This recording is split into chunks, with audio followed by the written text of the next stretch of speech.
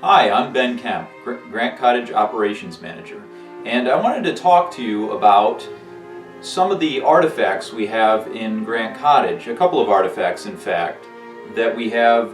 Most people walk right by them on our tours and may not even notice them. They sit on a table in the parlor and they're metal trays, and a lot of people don't know what they were used for, but they actually have an interesting story, and it tells us about a form of communication that existed and was popular in the 18th and 19th and even the early 20th centuries.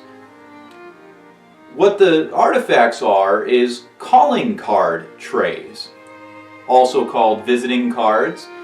These cards were used they had the name of an individual on them, and then they would be given and used for social communication. So if you wanted to visit with someone, you would send them your card, and then they would send their card back, and you could arrange a time to visit during visiting hours. So it was a very common custom in the Victorian era. They started as very simple cards with just a name on them of an individual, and then they got more complex and more decorative.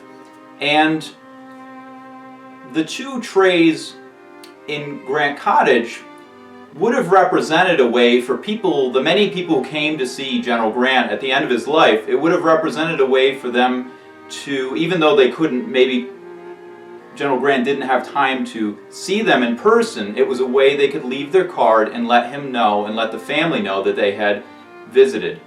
And so many people came to Mount McGregor and left cards. So those calling card trays would have been mounted up with calling cards from the many well-wishers.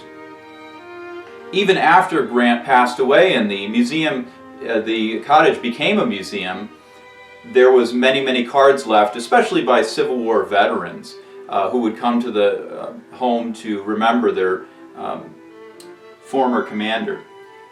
So we're going to show you, I'm going to show you a couple of calling cards from the 19th century, perhaps the early 20th century, and they represent a few different types. The first one I have here is a card that would have belonged to a Civil War veteran, and we know this because there's the symbol on the right of a Civil War veteran. This veteran's name was O.H. Smith, and he was from Massachusetts. So this would have been a source of pride that he was a veteran, and he would have displayed that on his calling card. Here we have Floyd P. Winter. So we see a decorative design, a little bit smaller card, but you see a nice floral design. And of course, as calling cards became more popular and printing methods got better, they could have more elaborate decorations, and people, the more elaborate the better. This was mainly a custom for the wealthy. It was a way to show off their social class, and if you were a very popular person, you would have a lot of calling cards in your tray in the foyer of your house, and people would be able to tell how popular you were. This is a Kate Northrop, and this has a nice kind of fall design with fall leaves and a dark background. So there was many different varieties, and people liked to sometimes even make their own or write their own name on a blank card. Another artifact that we have at the cottage on display in the office, the first room, is an elaborate memorial card.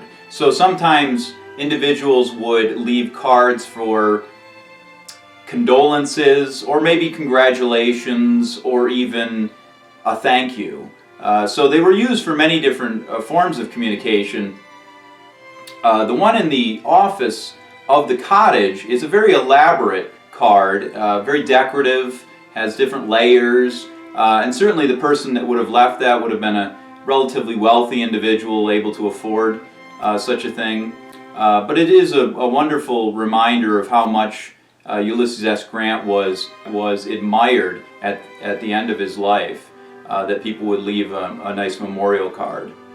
Now, gradually, different forms of communication became more popular. This is an early postcard, and you can see this one actually has an image of Ulysses S. Grant on it.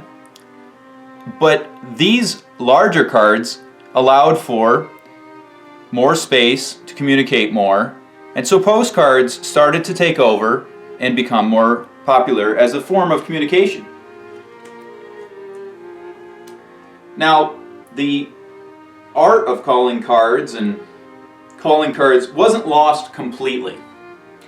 If you've ever been to a business, maybe you've seen on their counter a business card, which is similar. It's an advertisement of sorts, but it's also a way to contact them. So you have, this is a business card for a staff member, Grant Cottage, so that we can give this out and people can contact us. So the idea of having these so that you can having a card to give out so that people can contact you still survives. And there's still ways that people reach out to each other and create something personal. This is a card from my mother, actually, where she's taken a stamp and she's hand-colored this and she's written a nice note here. So even though we have computers and cell phones and many ways to contact each other, it's still a very personal way. And if you'd like, this is a great time to try an activity for all ages. And that activity is make a calling card and send it to someone you care about. And so you can take any scraps of, maybe harder, a little bit harder paper like cardstock, and you can just cut out a square. You can choose the size and decorate it and put a personal touch on it. Put your name on it and then maybe even a little note on the back, and send it to someone or give it to someone that you care about. So calling cards were a vital way of communicating in the 19th century. They started before telegraph or telephones were even in existence.